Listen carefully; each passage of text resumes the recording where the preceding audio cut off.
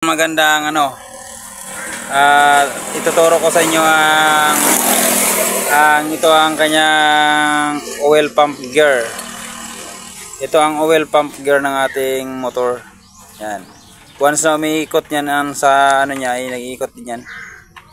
Yan.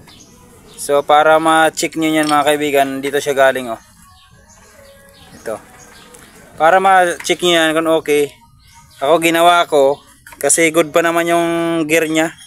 Hindi pa naman may diferensya. So yung nagka-diferensya talaga ay dito dito sa butas niya mga kaibigan Mayroon yung butas dito, ayan Ayan.